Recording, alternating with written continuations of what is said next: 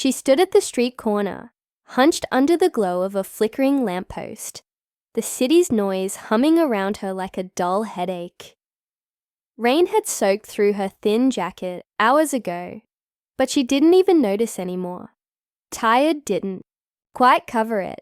Her legs ached, her eyes burned, and her stomach was making quiet threats from hours of surviving on black coffee and instant noodles.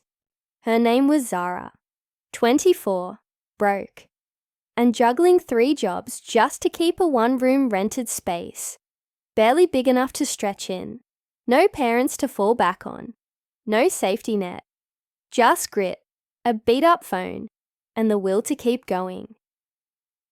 The bakery shift started at 5 a.m. sharp. She'd wake while it was still dark, throw on her uniform that always smelled faintly of cinnamon and cleaning supplies, and pray the manager wouldn't dock her pay if she was 5 minutes late again. After rolling dough and boxing cupcakes, for 6 hours, she'd dash across town to work as a part-time cleaner in a co-working space, wiping windows, scrubbing floors, invisible to the crowd of suits and startup founders chatting over oat milk lattes. By nightfall, her last job began, delivering food on a borrowed bike, racing through alleys and shortcuts, sometimes chased by stray dogs, sometimes by time itself. Zara never complained, not because she didn't want to, but because no one was really listening. Life had made her invisible, and yet she kept her head high. She was used to being overlooked by opportunity, by comfort, by people. But what she didn't know was that someone had seen her, someone who wasn't supposed to. It happened on a Tuesday, the kind of cold grey Tuesday where everything felt a little heavier. She had just delivered a fancy sushi box to one of those sky-high office towers in the city's richest business district. Her delivery bag weighed on her back like a sack of bricks, her fingers numb from gripping the elevator buttons, her sneakers soaked through. She hated coming here. Too many stairs, too many glossy surfaces that reflected how small and tired she looked. She was waiting for the elevator to head back down when the doors opened, and everything changed. He was standing there in a dark suit that looked like it cost more than her monthly rent, tall, sharp, with a face that belonged on magazine covers, and eyes that could slice through glass. Zara looked up, just for a second, and then quickly looked away. Rich people didn't notice girls like her, and if they did, it was never for the right reasons. But he didn't step past her like most others. Instead, he paused. "You drop this," he said, his voice smooth but firm, holding out a receipt that had slipped from her bag.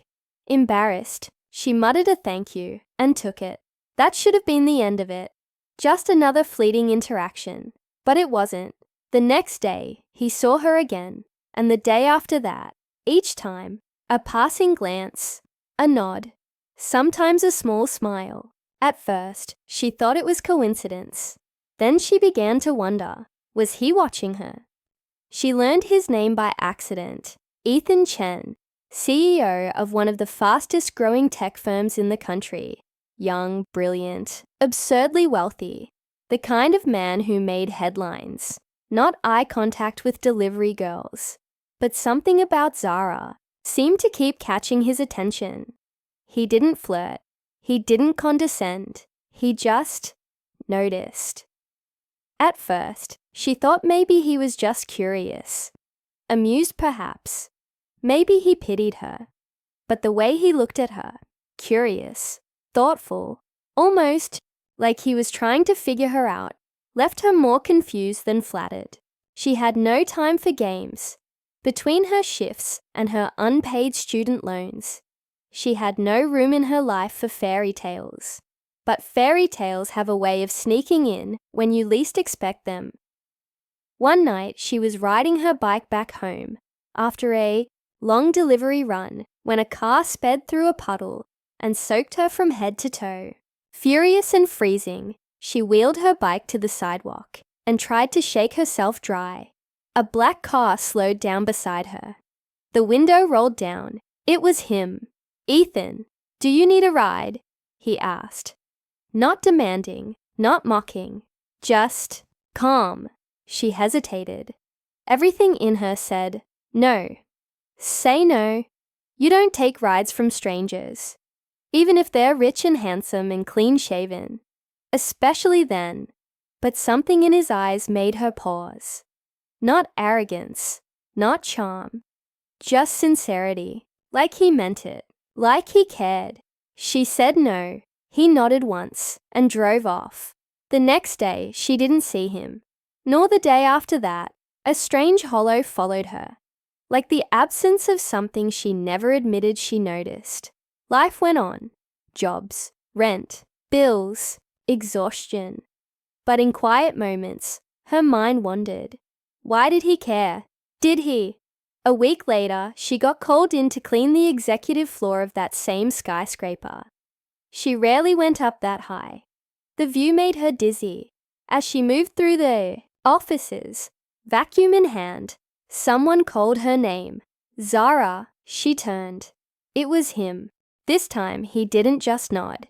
He walked up to her, hands in his pockets, eyes thoughtful. "You work too hard," he said simply. She blinked. "And you don't?" He laughed just a little. "Maybe, but I get to sleep after 10 hours. You don't." Silence stretched between them. Something unsaid lingered in the air, like a door cracking open. "You're not invisible," he said, before walking away.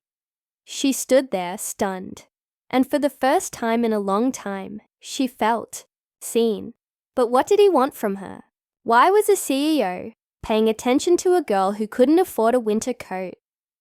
And what would happen when two completely different worlds finally collided?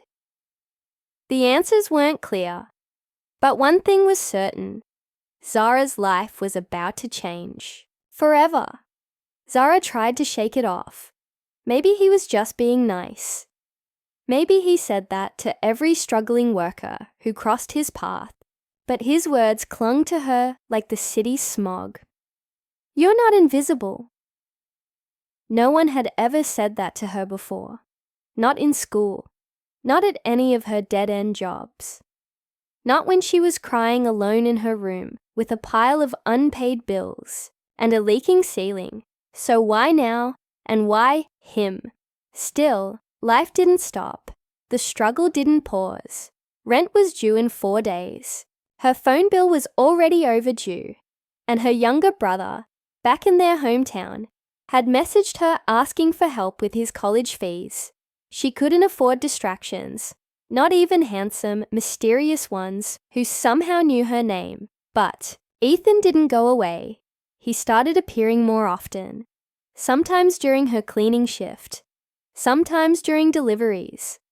Sometimes he'd ask how her day was. Sometimes he just watched, quiet, curious, like he was studying a puzzle no one else could see. Zara didn't know how to respond. She kept her answers short, her guard up. She wasn't some Cinderella waiting for a rescue. She was tired, and she had things to do. But one night, everything shifted. Zara was coming home after a brutal 14-hour day. Her legs felt like jelly. Her delivery bag was soaked again. And as she unlocked the rusty gate to her apartment building, she heard someone behind her call her name, Zara. She turned, startled. It was Ethan, again. But this time, he looked different. He looked serious. "I've been looking for you," he said. "There's something I want to ask." She frowned. "How do you even know where I live?" He hesitated. "I didn't. I asked the cafe manager where you usually drop deliveries. I wanted to talk. Just 5 minutes." Something about his tone made her stop. So she nodded cautiously. He handed her an envelope. She opened it slowly. Inside was a job offer. From his company. Office assistant. Triple the pay she was currently making. Fixed hours. Health benefits. A chance to breathe. I'm not offering you charity, he said. You're smart. You work harder than anyone I've seen. I think you deserve a shot. Zara didn't know what to say. Was this real? Could she trust it? Trust him? The next day, she didn't sleep. She paced her tiny room, staring at the paper over and over. Was she being foolish? What if this was a trick? Some test? Or worse, what if she took the job and failed? But in the end, she said yes. The office was another world. Clean air, warm lighting, actual coffee machines. People wore crisp clothes and smiled politely. Zara felt like a stranger in her own skin, unsure of how to walk, how to talk. But she showed. Up early every day, she worked hard. She learned fast. Still, whispers followed her. She used to deliver food here, right? Isn't she the janitor girl? I bet the CEO has a thing for poor girls. Zara pretended not to hear. But she did. Every word, the real challenge, wasn't the job. It was being accepted. She could type fast, answer calls, organize schedules. But she couldn't shake the feeling that she didn't belong, that she was being watched, judged, picked apart by people with perfect hair and expensive shoes. And then came the twist she didn't expect. One afternoon, Zara walked into a meeting room to drop off reports and overheard a conversation that made her stomach twist. "She's a distraction," said a woman's voice. "The board is already questioning Ethan's decisions. If he keeps playing savior, he might lose the company. She's nothing special," another voice added. "He'll get bored or regret it." Zara stood frozen. They were talking about her. Later that night, she confronted Ethan. "Why me?" she asked, her voice tight. "Why are you doing this? Do you think I need saving?" He didn't flinch. "No, I think you need a chance. There's a difference." She looked away. "People think I'm your charity project." "Let them think what they want," he said softly. "What do you think?" She didn't answer, because she didn't know anymore. As the days passed, their connection deepened, not in grand gestures, but in quiet moments. Late nights working side by side. Coffee breaks filled with real conversation, shared silence that didn't feel heavy. Zara found herself letting her guard down, smiling, laughing, trusting. But the storm was coming. Ethan's board of directors began pushing back. Rumors swirled in the company about favoritism, about how a broke girl had suddenly risen out of nowhere. Investors were uneasy. A few senior executives even threatened to resign. And in the middle of it all stood Zara, confused, overwhelmed, and questioning if she had made a mistake by saying yes. Then, one morning, she was called into a boardroom. Cold faces, sharp eyes, a long table that made her feel 2 inches tall. "Miss Zara," one of them said, "we believe your presence here is a disruption. We'd like to suggest a quiet resignation for the good of the company." And Mr. Chen, Zara's chest tightened. She looked at Ethan, who was standing at the far end of the room, arms crossed, face unreadable. He didn't speak. He didn't stop them. And in that moment, something inside her broke. Maybe she didn't belong here after all. Maybe this was all just a cruel detour. Zara stood up slowly, heart pounding, throat dry. "I thought this job was about merit," she said quietly. "But maybe some people will always be seen as less, no matter how hard they work." No one responded. And Ethan? Still silent, she walked out without looking back. But the story wasn't over. Because what Zara didn't know was that Ethan was fighting his own battle, one that would force him to choose between his position, his company, and the one girl who reminded him what it meant to be real. And soon, both of them would have to face the truth. Love doesn't always come in perfect timing, and not every fight is visible, but some things are worth everything. Zara didn't cry when she walked out of that boardroom. Not on the way home. Not when she stepped into her tiny apartment. Not even when she placed her office badge on the table and stared at it like it meant nothing now. But later that night, when she was alone and the city buzzed quietly outside her cracked window, she finally broke. Not because of the job, but because of him. Ethan stood there and said nothing. That silence hurt more than any rejection ever could. She told herself to move on, go back to what she knew. She picked up delivery shifts again, dusted off her cleaning uniform, and pushed through her long days like she used to. But something had changed. The girl who once kept her head down now carried invisible weight. She had tasted a life where her name meant something, where someone believed in her. That made going back even harder. Meanwhile, Ethan wasn't sleeping either. His world had turned cold. The board was pleased, sure. Investors stopped asking questions, but something inside him didn't sit right. He watched Zara's empty desk each morning like it was a reminder of what he gave up. And why? To protect his position, his reputation. Or was it fear? Fear of choosing something real, raw, and uncertain.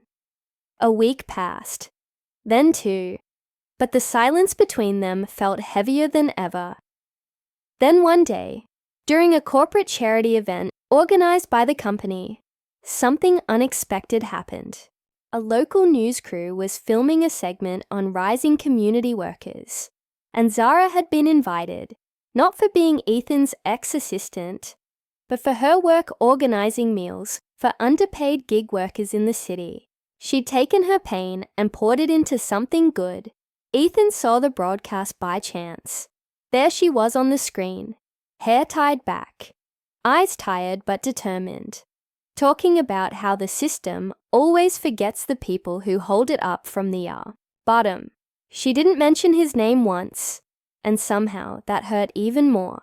He realized then what he had done. He hadn't just let her go. He made her feel like she didn't matter.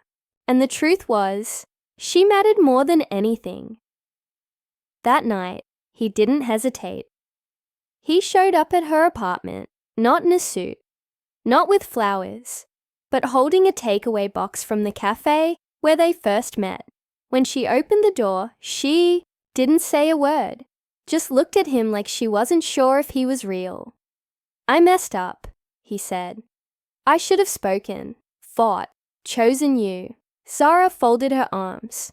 "Why now?" "Because I thought I had to protect everything I built. But what's the point of building an empire if I'm standing at the top of it alone?" She didn't respond right away. The silence stretched between them, heavy but honest. "I don't need saving," she finally said. "I know," he replied. "But maybe I do." That simple sentence broke the wall between them. Not all at once, but enough to let the truth in. From there, things didn't turn into a fairy tale. Life wasn't suddenly easy, but it was real. Zara didn't take her old job back. Instead, she started her own small business, providing support and training for women, juggling low-income jobs. Ethan helped her build the platform, not as a boss, but as a partner. At the office, his relationship with the board changed. He learned that leadership wasn't about pleasing everyone. It was about standing by what mattered, even when it was uncomfortable. He lost a few investors, yes, but he gained something better, respect, not just from others, but from himself. And their relationship? It grew quietly, away from office gossip and social media. It wasn't perfect, but it was built on trust, respect, and all the messiness that makes love real. People kept whispering, of course, that the broke girl and the CEO were too different, that it wouldn't last, but they didn't know what Zara had survived, what Ethan had sacrificed. what they had both chosen, again and again, because sometimes the richest love comes from the poorest beginnings. And no matter how invisible someone may feel, someone somewhere is watching, not out of pity, but out of awe. Zara's story wasn't just about falling in love with the CEO. It was about choosing herself first, about knowing her worth in a world that kept trying to shrink it. And that's what stayed with people long after the story ended. That no matter where you start from, you deserve to be seen, you deserve to be chosen, and sometimes you don't just survive, you rise.